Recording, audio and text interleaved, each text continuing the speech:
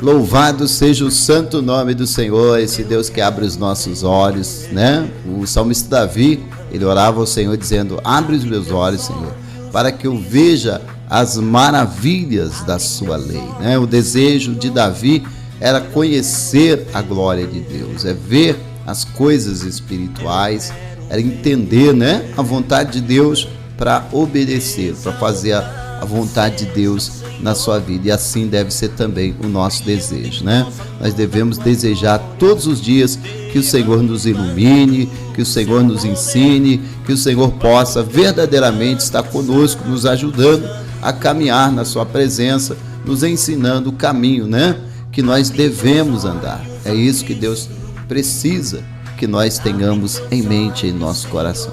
Precisa haver essa mudança. Se você é alguém que não tem interesse nas coisas de Deus, você vive fazendo corpo mole para as coisas espirituais, entenda que você ainda é uma pessoa carnal, você ainda gosta das coisas desta vida, deste mundo, as coisas da carne ainda reinam na tua vida, você ainda não está no controle. Nós devemos estar no controle, ou seja, andar no Espírito, né? A Bíblia diz: andeis no Espírito e não cumprireis a concupiscência da carne. Andar no Espírito é você ser alguém que vive voltado às coisas espirituais, né? Você está preocupado com as coisas que são espirituais, não deixando, né, a sua vida espiritual em segundo plano, pelo contrário, dando prioridade, né, para uma vida de oração, uma vida de comunhão com Deus, comunhão com os irmãos, uma vida de serviço a Deus, né? Quando nós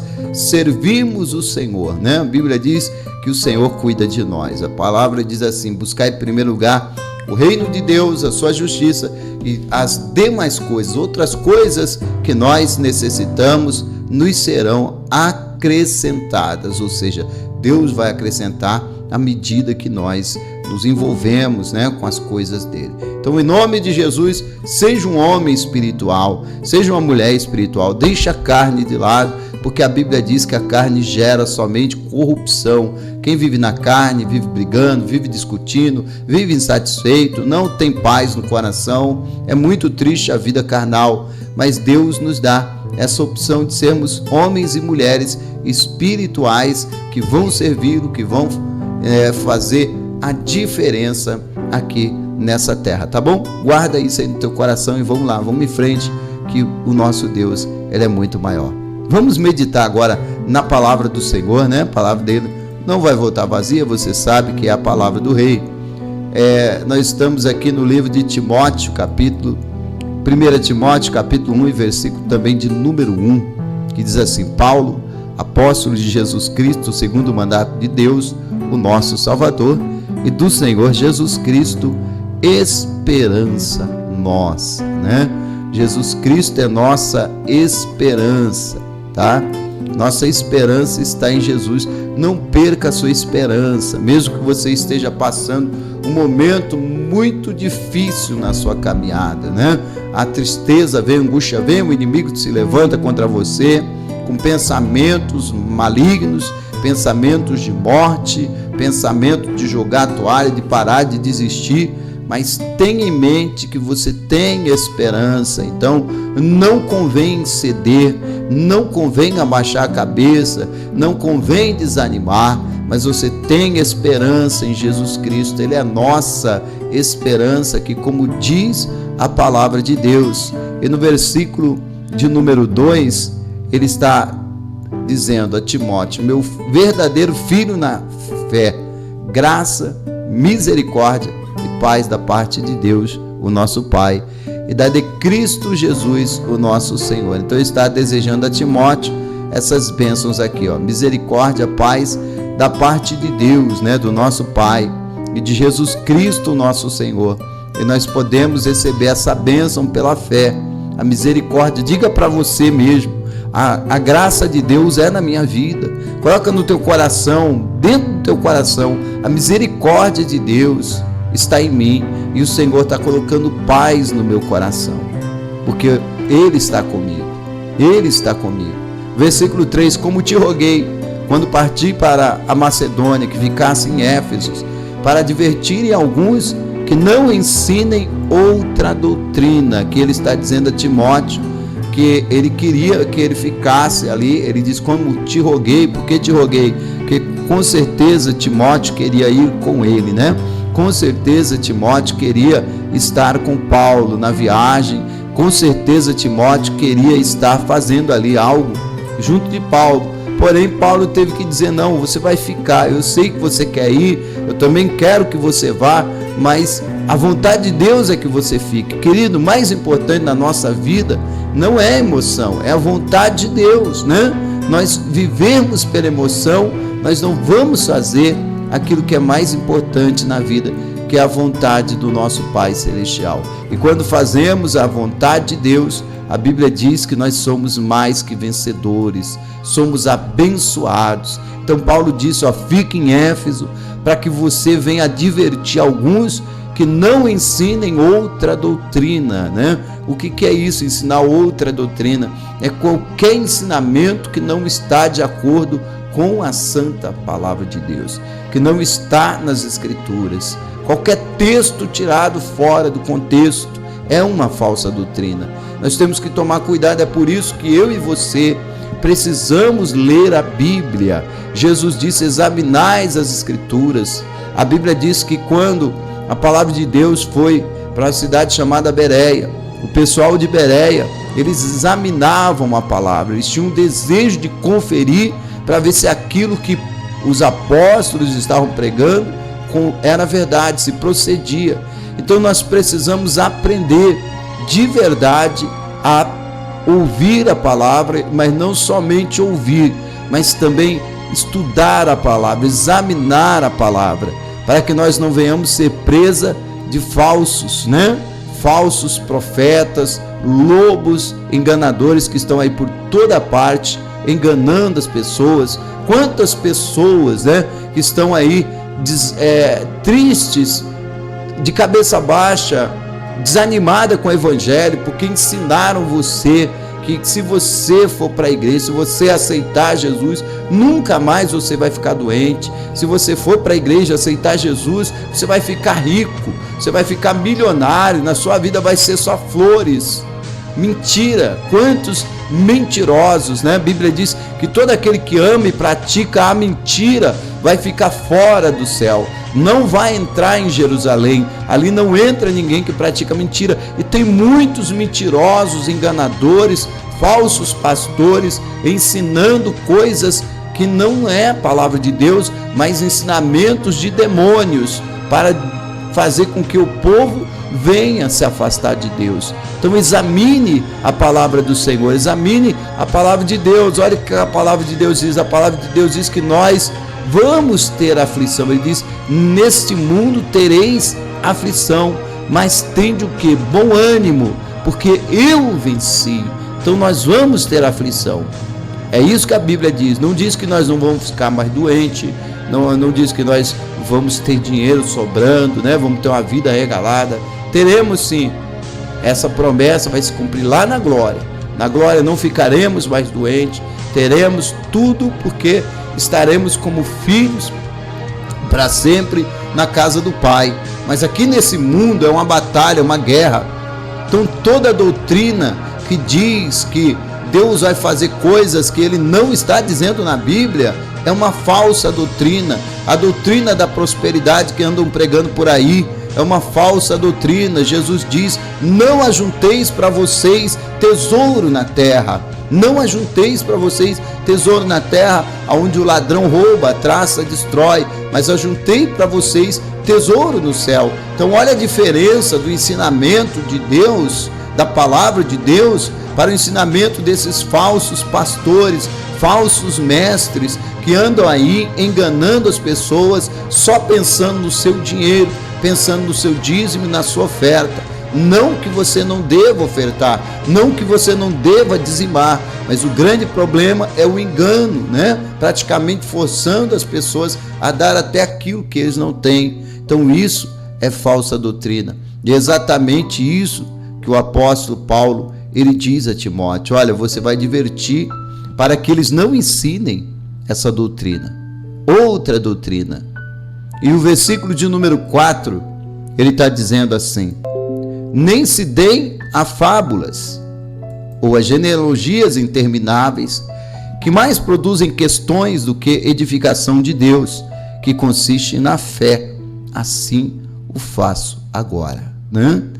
Quantas pessoas aí na internet brigando, discutindo detalhes, né, da fé, detalhes, fatos históricos, coisas que não vão levar ninguém a nada. A nada. Nós não fomos chamados para contenda, para confusão. Você nunca vai aprender tudo, nenhum de nós sabe tudo. Só tem um que sabe tudo, e esse que sabe tudo é Deus. Somente Ele sabe tudo. Ele é o Deus de toda a sabedoria. Ele deu sabedoria a Salomão. Ele pode dar para mim e para você. O que nós devemos fazer é buscar a sabedoria, buscar o conhecimento. A Bíblia diz que nós devemos buscar o conhecimento. E Ele nos dará honra, seremos honrados se buscarmos o conhecimento. Porém, ficar contendendo, brigando, né? Quantas pessoas querem aprender mais para contender ou para mostrar que sabe mais, né? Quantas brigas, quantas confusões, quantas discórdias, quantas separações e divisões há nas igrejas por causa desse espírito de contenda. E aqui o apóstolo Paulo está dizendo a Timóteo, olha, que eles parem com esse negócio de ficar preocupado, discutindo fábulas, genealogias. Nada disso traz edificação de Deus, porque a edificação de Deus consiste na fé, ou seja, em você praticar a palavra de Deus. Se você não pratica a palavra de Deus, você não vai ser nunca uma pessoa edificada na fé. Você pode ter todo o conhecimento, você pode ter estudo, você pode saber muito, mas se você nada pratica, se você não ora, se você não tem comunhão com teus irmãos, se você não tem objetivo na tua vida espiritual, se você é um crente preguiçoso, relaxado, se você gasta mais tempo com as coisas deste mundo, desta vida, do que com as coisas de Deus, você vai ser sempre aquela pessoa fraca. Quantas pessoas estão fracas? Quantas pessoas nesse mundo que ainda estão nas mãos do inimigo? Não porque você devia estar na mão do inimigo, mas porque ele te engana, ele te manipula. Exatamente porque você não cresce. Por que você não cresce? Porque você não pratica a sua fé. Você não vive a fé. E para praticar a fé, nós precisamos fazer exatamente o que o Senhor Jesus ensinou. Ele disse: aquele que quiser vir após mim, ele é o maior exemplo de alguém que pratica a fé, é Jesus. E ele diz: aquele que quiser vir após mim, negue-se a si mesmo, tome cada dia a sua cruz e me siga. Então é negar. Praticar a fé, eu preciso negar a minha vontade carnal. Para praticar a fé, eu tenho que negar a minha vontade como um ser materialista que sou. Para praticar a fé, eu preciso muitas vezes deixar de fazer a minha vontade para fazer a vontade de Deus. Então aqui é a palavra nos ensinando que nós não devemos de maneira nenhuma entrar em contenda, porque isso traz confusão, não traz edificação. O que traz edificação é a sua vida firmada na palavra. E isso sim vai trazer edificação para a sua vida espiritual. Isso vai te dar crescimento. Uma vida firmada na palavra de Deus vai te dar crescimento espiritual, vai te dar conhecimento das coisas de Deus e vai fazer de você uma pessoa vitoriosa, vai fazer de você uma pessoa vencedora na presença do Pai. Louvado seja Deus. Ora, o fim do mandamento é o amor, de um coração puro e de uma boa consciência e de uma fé não fingida. Então, o fim do mandamento de Deus, ou quando falo fim do mandamento, fala a vontade de Deus, o desejo de Deus para a nossa vida. É o amor de um coração puro, né? Nós devemos ter o nosso coração limpo, coração puro, sem ódio, sem mágoa, sem ira de ninguém, sem rancor.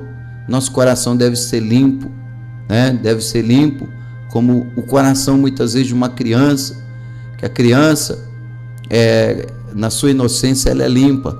Você vê ela brigando com o seu amiguinho, né? Sai nos tapas, daí a pouco ela está já brincando novamente, rindo, se alegrando, porque ela não guarda maldade no coração.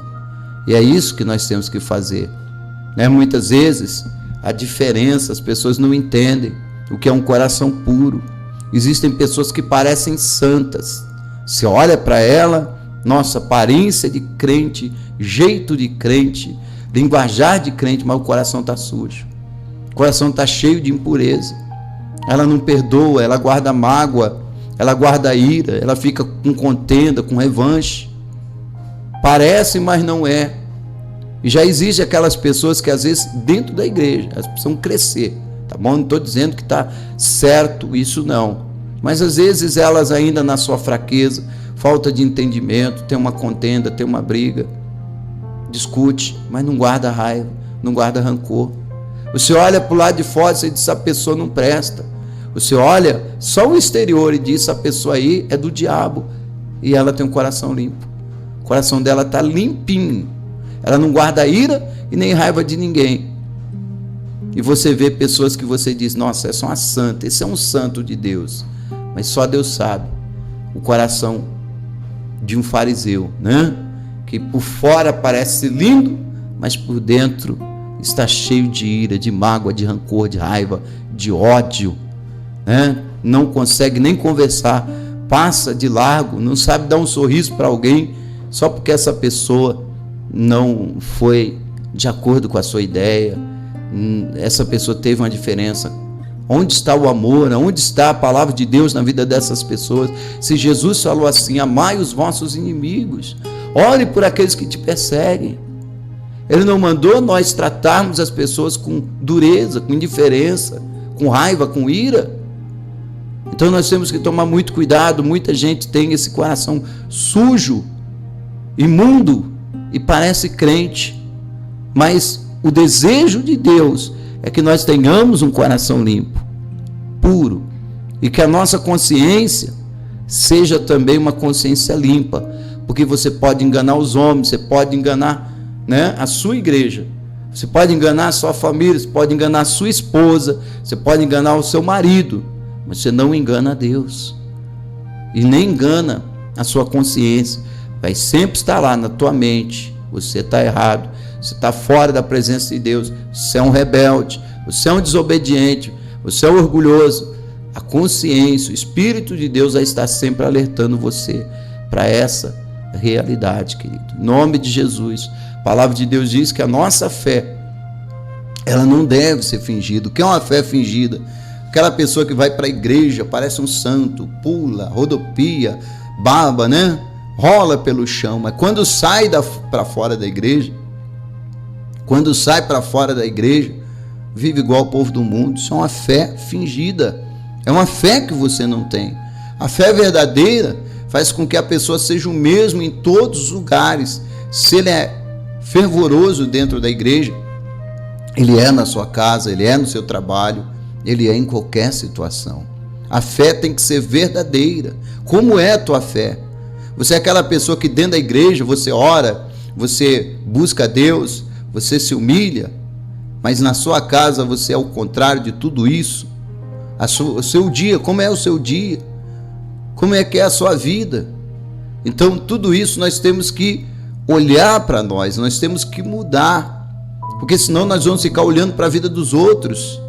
E todas as vezes que você olha para a vida dos outros, você se contamina com o erro dos outros.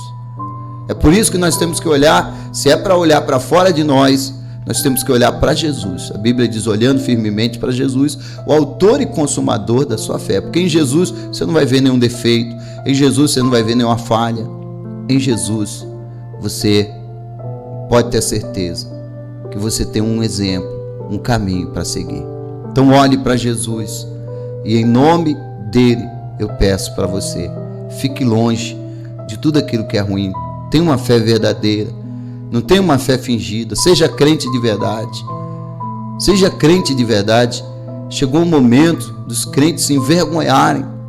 Simples, isso é tomar vergonha. Pessoas de muitos anos de crente dizendo que é novo convertido. Pessoas que estão há 5, 6, 7 anos dentro da igreja dizendo: eu sou novinho na fé, eu sou novo convertido, é por isso que eu sou fraco. Não, você é fraco porque você nunca viveu a fé, porque você nunca tomou uma posição espiritual, você nunca assumiu a sua identidade de servo de Deus. Você vai à igreja, mas não vai para servi-lo. Você vai para a igreja, mas não vai para cultuá-lo. Quantas pessoas que vão à igreja e dizem: o culto hoje não foi bom. O seu culto não foi bom, porque o culto de muitas pessoas foi maravilhoso. Nós não vamos à igreja para receber um culto, nós vamos à igreja para levar um culto a Deus. Nós vamos à igreja para cultuarmos a Deus. O culto não é para mim, o culto não é para você, o culto é para o Senhor. E quando nós assim fazemos, nós crescemos nele, nós aprendemos nele e somos aperfeiçoados nele, para um dia estarmos para sempre com ele na glória.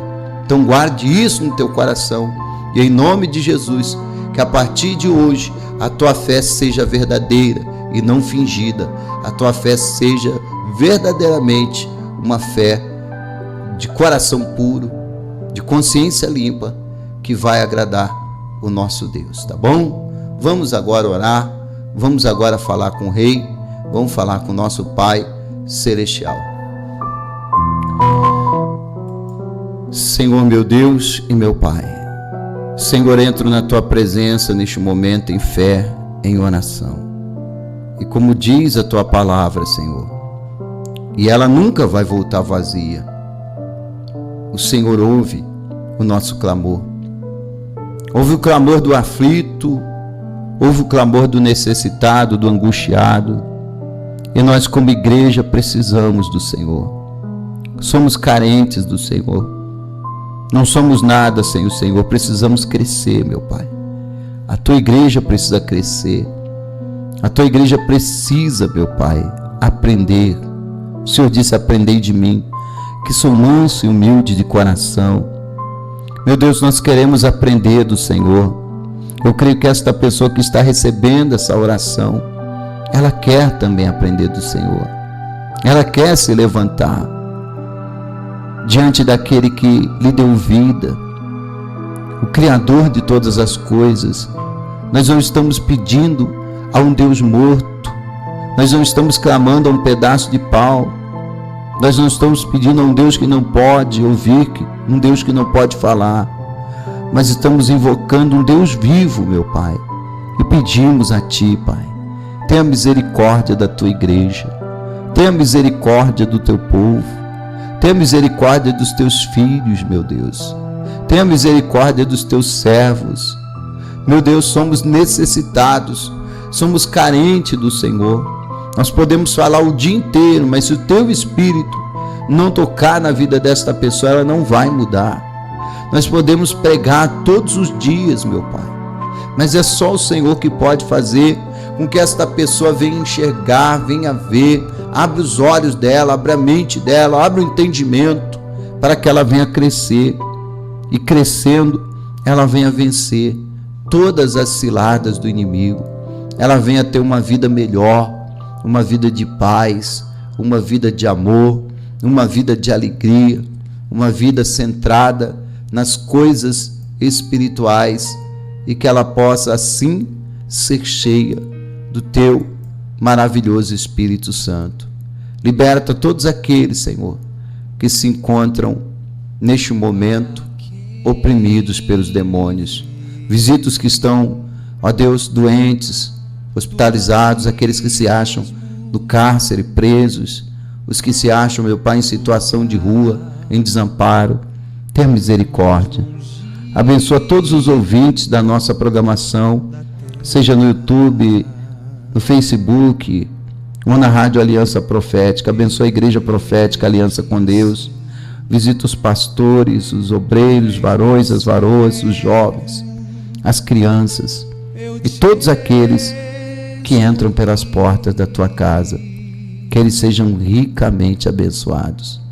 Meu Deus, obrigado pela rica oportunidade, pelo privilégio de poder falar da tua palavra, meu Pai.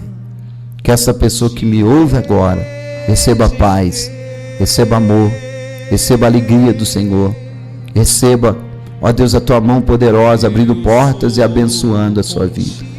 Cobre-nos com teu sangue, cerca-nos com teu fogo e nos livra de todo mal. É o que eu lhe peço e já te agradeço, em nome do nosso Senhor e Salvador Jesus Cristo. Amém. E graças a Deus. Eu sou o teu amigo,